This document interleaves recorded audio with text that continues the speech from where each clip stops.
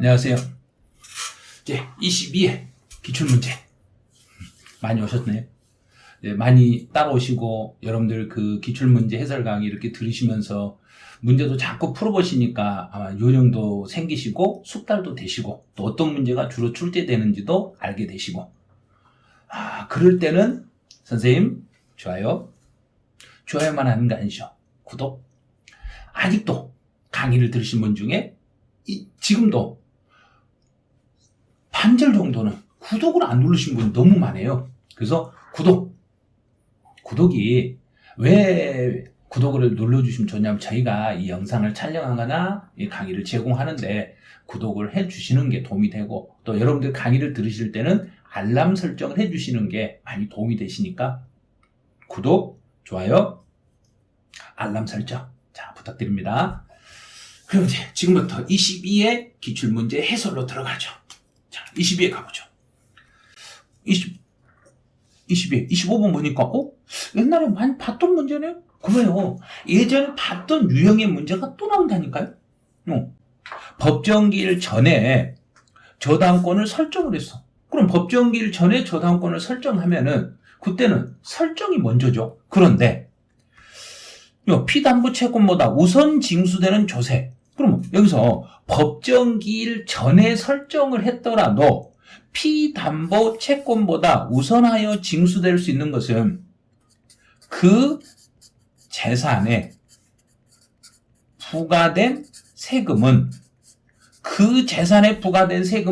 언제나 설정 일자보다 앞으로 가는 거예요. 그럼 여기에 해당되는 것은 지방세 중에 어떤 게 있었는가 생각해봐요. 재산세라는 세금이 있죠. 그 다음에 자동차세라는 세금이 있었죠. 그 다음에 재산세, 병기에서 나오는 지역 자원시설세라는 게 있죠. 또 재산세에 부과되는 지방교육세라는 것도 있죠.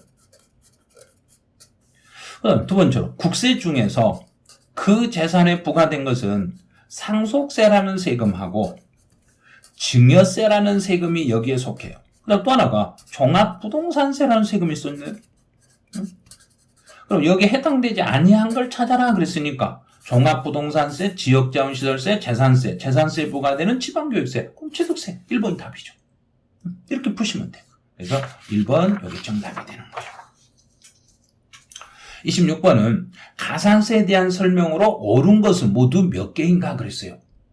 이런 문제는 상당히 까다로워요. 근데 요즘도 이런 유형의 문제가 출제가 돼요. 가산세라는 대로 의무. 이건 맞았네. 자, 두 번째. 가산세는 의무가 규정된 그 세금의 세목으로 하고 국세 감면하는 거. 감면을 받았더라도 가산세는 감면 대상에 포함시키지 아니한 것으로 한다. 맞았죠? 본래 세금을 감면하더라도 가산세는 감면 대상이 되지 않습니다.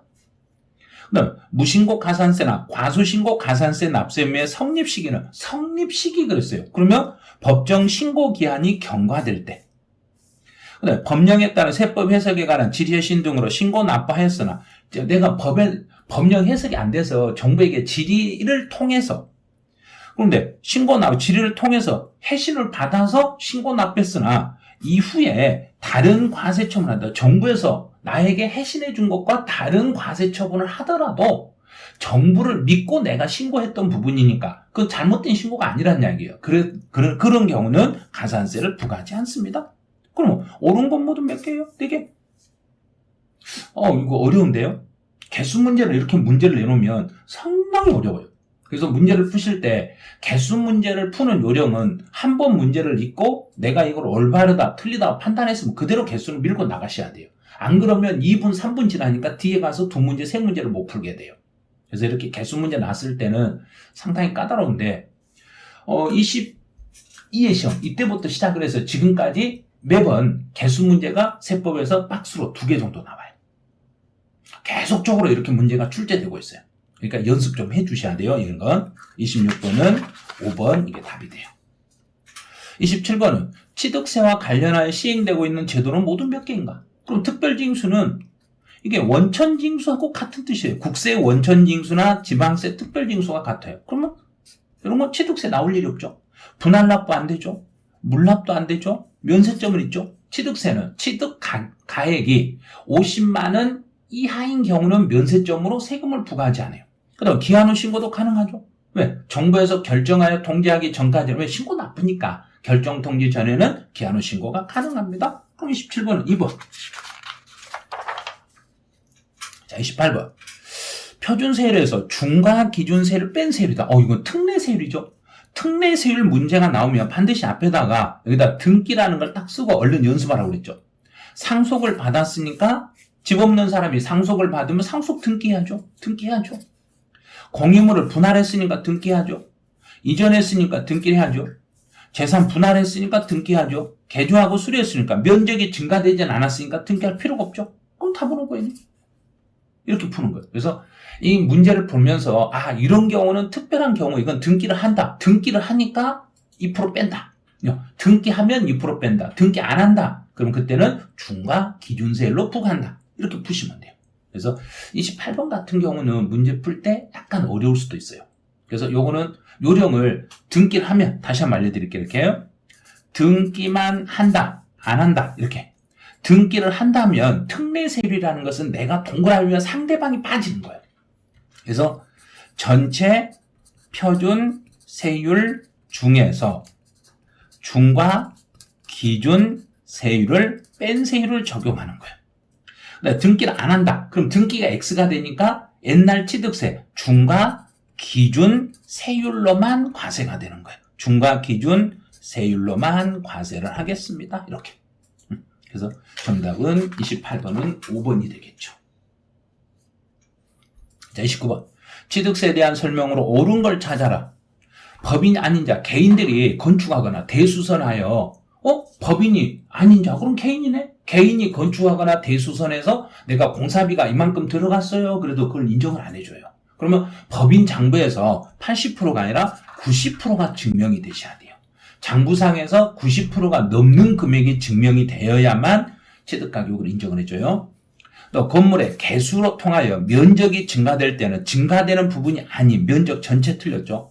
증가된 부분을 취득한 걸로 봐서 원시 취득으로 봐서 세율을 적용하시면 돼요. 면적이 증가됐으면 증가된 부분만 원시 취득이지 전체가 원시 취득은 아니에요. 납세 의무자가 취득세 과세 물건을 취득하고 취득 신고 후에 매각한 경우에 신고한 후 매각을 했네요. 신고하고 매각했다는 말은 등기하고 팔았다. 그럼 미등기 전매는 아니죠. 미등기 전매가 아니니까 중과세 규정을 적용하지 않습니다. 이거 맞았어요. 네, 법인 장부로서 입증이 됐을 때 과세 표준은 시가 표준에게 차익으로 가는 것이 아니라 입증이 됐으니까 장부상에서 그 입증된 비용을 그대로 과세 표준으로 이렇게 잡으시면 돼요. 고급 오락장에서 해당하는 임시사용 건축물은 1년이 안 된 임시사용 건축물은 비과세예요. 그런데 사치하는 재산인 고급 오락장으로 사용하는 건축물은 임시사용 건축물 사치하니까 이런 경우는 사치 그러면 그래 당연히 과세 비과세가 된다. 비과세가 되지 않습니다. 그래요. 왜? 고급 오락장은 사치성 재산이기 때문에 기간하고 상관없이 무조건 과세가 되겠습니다. 사치하는 건 무조건 과세 대상이 돼요. 그래서 29번은 3번이 답이 되시는 거예요. 30번. 취득세와 등록면허세에 관한 설명으로 옳지 않는 걸 찾아라. 단 법인이 아닌 자 간의 거래다. 개인 간의 거래란 이야기예요. 취득세 과세 표준을 계산할 때 부가가치세. 그럼 부가가치세는 개인이든 법인이든 포함하지 않는다. 맞았죠? 무주택자, 집 없는 사람이 6억짜리 주택을 유상으로 거래했을 때는 1%. 연부로 취득하는 경우에는 국가와 주로 관계가 있기 때문에 사실상 지급되는 금액을 과세 표준으로 하시면 돼요. 그다음에 4번은 부동산 거래 신고를 통하여 가격이 검증이 이루어진 경우에는 사실상 취득 가격으로 가겠지만 세무서장이 세무조사 결과를 통보를 했는데 그 결과 통보받은 금액과 사실상 취득 가격을 비교했을 때 사실상 취득 가격이 더 낮아버리면 확인된 금액을 과세 표준으로 하신 거예요. 그래서 사실상 취득 가격이 확인된 금액보다 적은 경우에는 그 확인된 금액으로 다시 세금을 재계산하시면 돼요. 부동산 등기에 대한 등록면허서 세액이 6,000원 미만이다. 그럼 등록면허서에는 등기부상의 이름을 기재할 때는 금액이 6,000원 미만일지라도 징수하지 않는 게 아니라 6,000원을 징수하겠습니다. 최소 아무리 적어도 등록면허세는 6,000원을 징수하게 돼 있어요. 그래서 30번은 5번이 답이 되십니다. 자, 31번. 재산세 과세 대상과 납세 의무자 비과세에 대한 설명으로 옳은 것을 모두 골라라. 자, 1번. 재산세가 경감되는 토지의 경감비. 그럼 경감이라는 이야기는 일정한 비율만큼 깎아준다는 이야기예요. 세금을 깎아준다. 그럼 깎아줬으니까 그만큼은 경감비율에 해당하는 토지는 별도 합산 대상에서 공제한다. 포함한다가 아니라 공제한다. 그거 빼고 계산하시면 돼요. 그거 틀렸네. 자, 기업 틀렸어. 그럼 니은은 똑같으니까 볼 필요도 없네. 그래서 니은은 국가의 물건을 내가 무상으로 사용하고 있으니까 무상으로 받은 그 사람이 납세의무를 지는 거예요. 그 다음에 이제 니은은 맞았네요. 임시로 사용하는 건축물로서 1년 고급 오락장. 고급 오락장은 사치성 재산이잖아요. 사치하는 재산은 재산세를 부과한다. 틀렸네. 응? 그러면 옳은 것만 찾아라 그랬으니까 2번. 그럼 31번은 2번이 답이 되는 거예요. 이거 어렵네요. 그래서 문제가 19회부터 상당히 까다로워졌어요. 19회, 20회 이제 그 이후로 상당히 문제들이 까다롭고 난이도들이 계속 올라가고 있었다는 이야기예요. 그래서 세법은 19회 이후에 그 난이도가 떨어진 적이 없어요.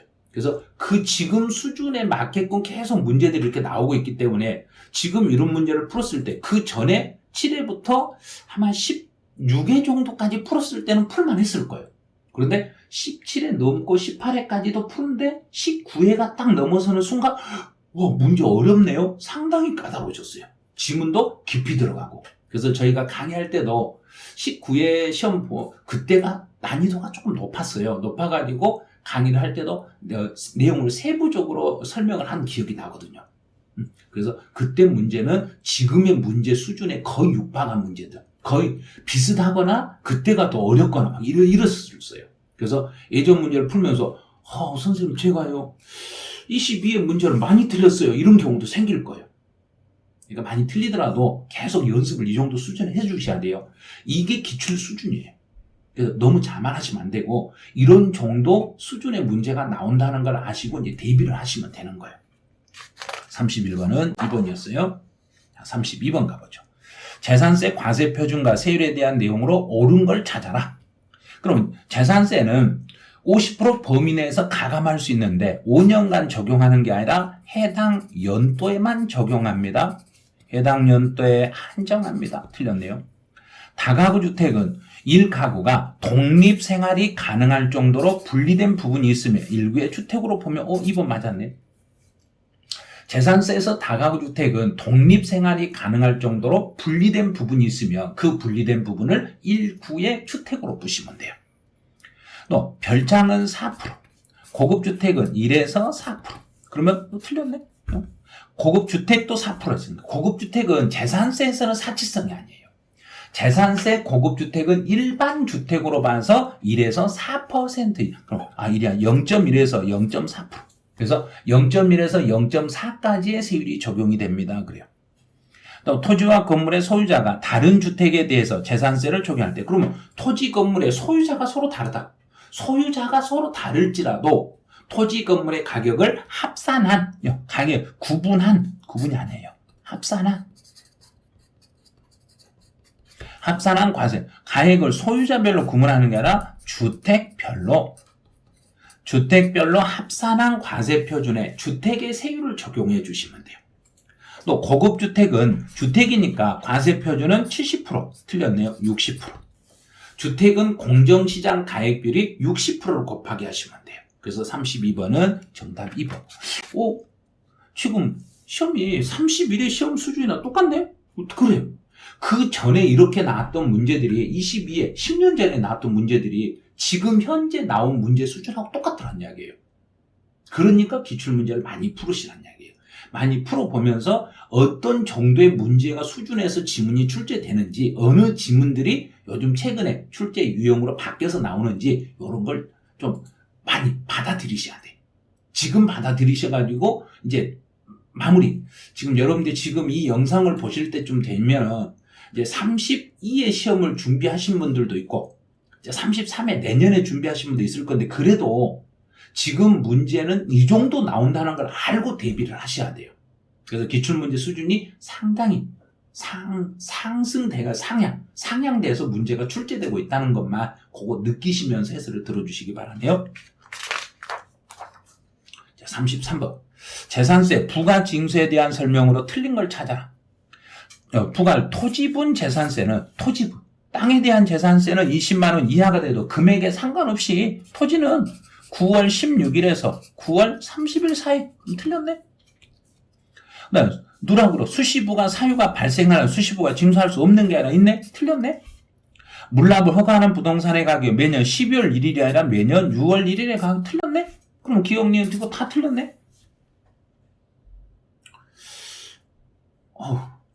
선생님 저 답답해요. 왜? 문제를 푸는데 전혀 모르겠어요. 그때 당시 문제가 이랬다는 이야기예요. 그래서 그때 22회 문제 시험을 보고 나서 너무 많은 분들이, 그때는 가담안이라는 게 발표가 안 됐어요. 그래서 저희가 학원에서 시험지를 가져오면 학원에서 저희가 문제를 풀고 학원에서 학원으로 찾아오셨어요. 시험 끝나고 오셔가지고 학원에서 저희가 가담안을 알려주면 그걸 채점을 하고 가시는데, 너무 많은 분들이 채점을 하시면서 고개를 책상에다 떨구는 거예요. 너무 안타까웠어요. 그래서 어떤 분들은 1시간 동안 책상에 고개를 숙이시고 있다가 가신 분도 계시고, 이런 문제가 출제되니까 전혀 생각지도 못한 문제들이 막 나오니까. 그때부터 문제 수준이 너무나 많이 바뀌었다는 걸 알으셔야 돼요. 그래서 지금 공부하신 분들은 기존의 기출문제가 그 정도로 나왔기 때문에 지금 대비가 되시는 거예요. 그래서 대비가 되셨기 때문에 어느 정도 문제를 풀 수 있지, 이 수준을 대비를 안 한 상태에서 시험장에 가시면 16문제 30분 안에 못 풀어요. 내용을 정확하게 익히셔야 돼요. 그렇지 않고는 정답 찾기가 어렵다는 이야기예요. 그래서 이런 문제 풀면서도 이거 아차 하는 순간에 틀리겠네. 왜? 20만 원 이하는, 주택은 20만 원이 안 되면 7월 달에 한꺼번에 받을 수 있는데 토지는 금액에 상관없이 무조건 9월 달이었어요. 그래서 기억을 놓쳐버리면 답을 못 찾아요. 그래서 33번은 5번 이게 답이 돼요. 자, 34번. 종합부동산세 과세표준 시 합산 대상이 되는 주택에 해당. 합산 대상이 되는 주택. 합산 대상이 되는 주택에 해당되는 거. 그러면 여기서 국세기본법, 건축법, 문화재보호법, 영유아보호법. 제가 그때 당시 이렇게 알려줬거든요. 문제를 풀 때 무슨 법 규정상에 해당되는 주택들은 종부세 대상에서 전부 빠진다. 이 법 규정에 해당되는 것은 종부세 대상에서 전부 빠진다. 진짜요? 네, 맞아요. 빠진다니까요? 그러면 진짜로 빠지면은 이걸 어떻게 풀어요? 그래요? 그런데 문제 풀 때 무슨 법에 해당되는, 무슨 법에 해당되는 이 말이 딱 나오는 순간, 그러면 그 법상에서 규정된 주택은 종부세 대상에서 제외가 됐던 거예요. 그래서 국세기본법, 건축법, 문화재보호법, 영유아보호법에 따른 이런 주택들은 종부세 대상에서 제외되니까. 그런데 보니까 2번 보니까 주택법에 따른 사업 승인을 얻은 자로부터 해당 주택의 공사 대공으로 미분양 주택이네요. 미분양 주택도 이것도 종부세 대상에서 제외되는 거. 그러면 여기도 다 법이 있잖아요. 그러면 풀 수가 없네요. 이렇게 되는 거예요. 그래서 문제를 풀 때 이제 아무리 문제를 봐도 풀 수가 없는 거예요. 그럼 문제를 풀 수 없으니까 뭘 어떻게 해요? 그랬어요. 그러면 이제 공시가격이 6억 이하인 법인 소유의 사원용 주택이다. 이게 공시가 6억 이하. 이거 답을 찍을 수밖에 없는 거예요. 어쩔 수 없어요. 이제 답을 우리가 찾을 수가 없으니까 이걸 찍을 수밖에 없는데, 공시가격이 6억 이하인 법인 소유의 사원용 주택이 종부세 대상에서 제외된다. 금액이 6억이 이게 아니에요. 이런 문제를 출제를 하니 어떻게 풀겠냐 이거야. 그래서 이게 나오면 3억 이하의 법인 소유의 사원용 주택은 종부세 대상에서 제외된다. 야, 너무하네요, 문제를. 이렇게 문제를 내버리면 어떻게 풀겠냐 이거예요. 조금 황당한 문제들이 조금 돼요. 이제 35번으로 가보죠. 주택 임대소득의 비과세 및 총수익금에 관한 설명으로 옳은 걸 찾아라. 국내 1주택의 비과세율 판단 시 기준 시가는 6억. 틀렸죠. 6억이 아니라 9억. 9억을 초과하면 고가주택. 9억이 안 되는 것은 일반주택. 그래서 비과세율을 판단할 때는 9억 여부로 판단합니다. 두 번째, 기준 시가 5억일지라도 외국에 있는 것은 금액에 상관없이 비과세 되는 게 아니라 국외 소재 주택은 무조건 과세합니다. 본인과 배우자가 각각 국내 소재 주택을 소유한 경우 원칙적으로 이를 합산하지 아니하고 합산하고, 부부가 가지고 있는 건 합산해서 처리하는 거예요. 나와 배우자가 주택을 가지고 있는 건 합산해서 처리하시고 배우자 부부를 제외한 나머지는 제외되는 거예요. 그래서 각 거주자별로 소위 거주자별 하는 게 아니라 부부 단위로 합산하여 계산하는 게 원칙입니다. 또 주택 국내 소재 3주택이고 보증기 합계가 4억인 경우에는 총 수익 금액에 산입합니다. 그랬어요. 3주택이고 그러면 3주택이 넘고 4억이, 그러면 3억을 초과했으니까 이거는 간주임대로 계산하네. 와, 이것도 어려운데요. 그 다음에 5번은 기준 시가는, 그럼 과세 종료연재 주택의 비과세 여부를 판단할 때 고가주택 여부를 따질 때는 과세기간 개시일 현재가 아니라 과세기간 종료일 현재를 기준으로 판단합니다. 그것도 틀렸네. 저 22회 시험 문제 이렇게 나오면 시험 못 보겠어요. 저 지금 선생님 강의를 들어도 뭔 말인지 모르겠어요. 이런 경우가 지금 생기실 거예요. 그때 당시에 얼마나 시험 보신 분들이 힘들었는지 아시겠죠? 근데 지금은 요 정도 수준의 강의를 하기 때문에 어느 정도는 풀 수 있을 거예요. 그런데 요 문제를 기존의 문제 개수 맞췄던 거하고 지금 22의 기출문제를 풀었을 때하고 너무 차이가 나실 거예요. 그래서 요 기출문제를 제가 해설하면서도, 이야, 그때 당시에 이렇게 심했구나. 36번으로 가보죠. 옳지 않는 걸 찾아라. 그러면 양도소득은 종합소득, 퇴직소득과 구분하여 계산합니다. 증여를 받았을 때는 증여 받은 날을 취득식이라고 하고, 총 수익금액은 양도가액과 똑같고, 근데 양도 차익은 양도가액에서 장기보유 특별공제를 공제하는 게 아니라 취득가액과 필요 경비를 공제하면 양도 차익이라. 이거는 쉬웠네요. 70%의 세율이 적용되는 것은 미등기. 미등기 상태에서는 기본공제는 적용하지 않습니다. 미등기 상태로 팔아버리면 기본공제도 적용하지 않지만 장기보유 특별공제도 적용하지 않아요. 그래서 36번은 요거는 그래도 풀만했네. 37번. 37번은 필요 경비에 해당하지 않는 걸 찾아봐라. 필요 경비. 내가 집을 살 때 은행에서 우리 대출 받은 거 있죠? 대출금이자. 은행 대출금이자는 필요 경비로 인정이 안 돼. 1번 답이네. 이것도 그래도 풀만했네요.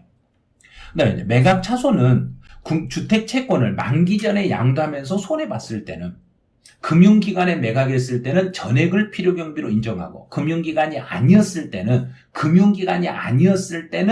금융기관 한도 내에서만 필요경비로 인정이 됩니다. 주택의 이용의 편의를 위해서 방 확장 공사를 했을 때 방 확장 공사로 인하여 값어치가 증가되면 자본적 지출이 되는 거예요. 그래서 자본적 지출은 필요경비로 인정이 되고, 양도소득세 신고서 작성 비용이나 중개사 보수, 공인중개사에게 지출한 중개보수도 전부 필요경비로 인정이 돼요. 그래서 37번은 1번이었네요. 38번.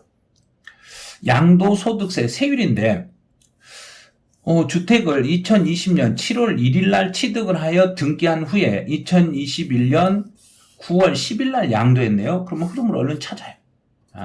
2020년 7월 1일 날 취득을 했어. 그 다음에 등기하고 2021년 9월 10일 날 양도를 했어. 이 경우에 그러면 보유기간을 얼른 찾아 이렇게. 보유기간 2020년 7월 1일, 2021년 9월이니까 1년 하고도 몇 개월이네요? 1년에서 2년 미만 보유네요. 1년에서 2년 미만 보유다. 그런데 지금 현재 2021년 6월 1일부터 세율이 바뀌었다는 거 아시죠? 그래서 양도소득세 세율은 1년에서 2년 미만 보유한 등기된 주택은 1년이 안 되면 70%, 1년에서 2년 미만이면 60% 세율이 적용이 돼요. 그럼 답은 4번이 돼요. 그래서 38번은 4번이 적용이 되는 거예요.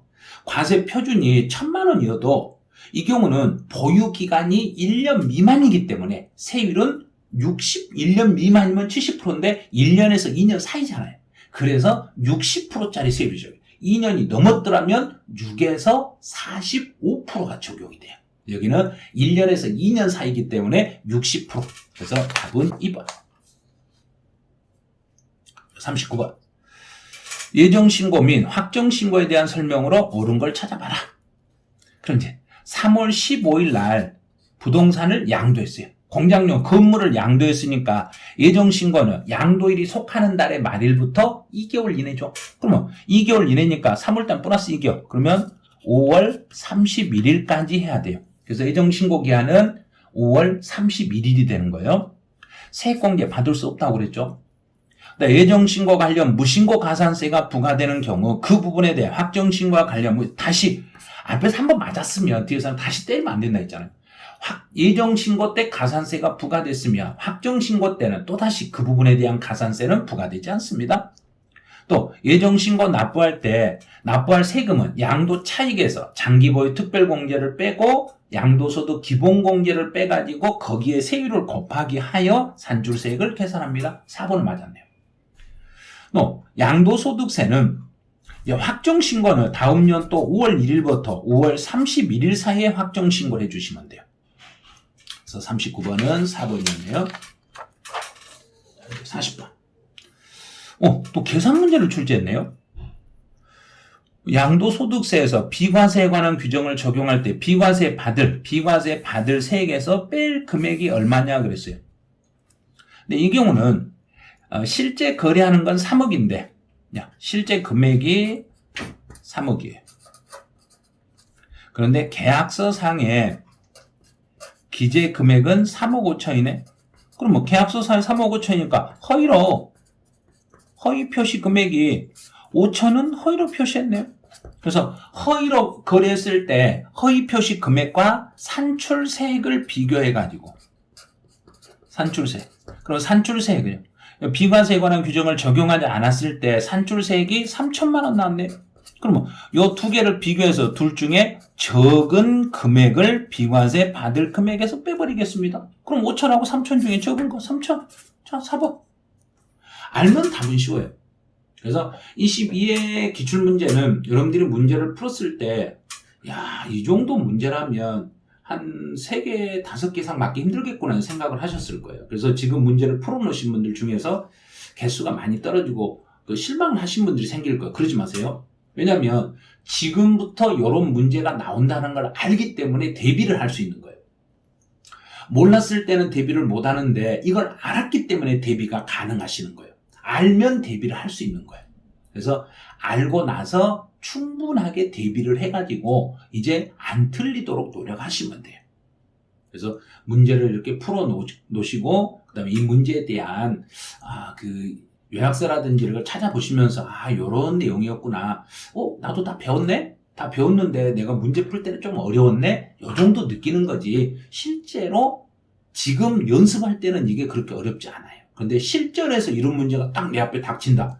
그럼 아마 좀 당황하실 거예요. 그래서 그 당황하는 걸 지금 연습해 보셨으니까 32회 시험장에 가서는 그렇게 두렵지 않으실 거예요. 자, 그러면 22회. 여러분들이 문제 풀면서 힘들으셨죠? 힘들었더라도 이 영상이 도움이 안 됐더라도 구독은 눌러주셔야죠. 그래서 그래 구독을 눌러주시는 게 저희가 이제 강의 영상 제작하고 하는데 도움이 되니까요. 구독, 좋아요, 알림 설정 부탁드립니다. 네, 여기서 해설을 마치죠.